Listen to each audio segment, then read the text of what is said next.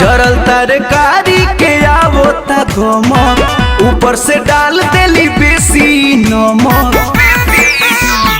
जरल तरकारी के आवता गमक, ऊपर से डाल देली बेसी नमक। अब खैला पे लागत माहुर बा,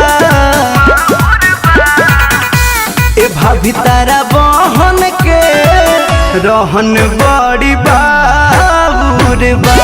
ए भाभी तारा बहन के रहन बड़ी बाबूर बा।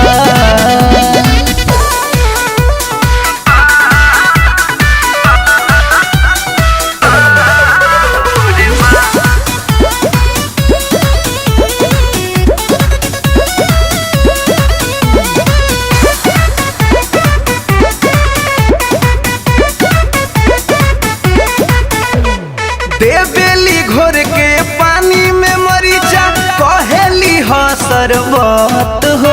हलबत कैले बाड़ी, बड़ियत कैले बाड़ी। देवेली घोर के पानी में मरीचा, कहेली ह सरबत हो।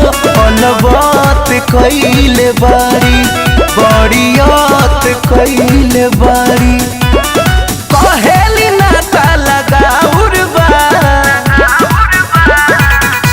ए भाभी तारा बहन के रहन बड़ी बाबूर बा।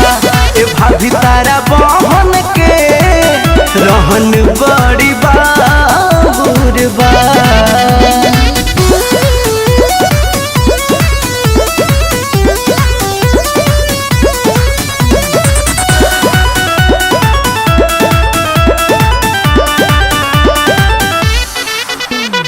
राती में रोजे रंग देली उठावा, सुतीला डरे छत हो।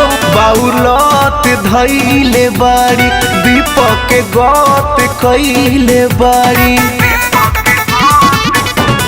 राती में रोजे रंग देली उठावा, सुतीला डरे छत हो। बाउलत धैले बाड़ी, दीपक के गत कैले बाड़ी। और उन कैसे कही गलतिया उर्बा, ए भाभी तारा बहन के रहन बड़ी बाबूर बा। ए भाभी तारा बहन के रहन बड़ी बाबूर बा।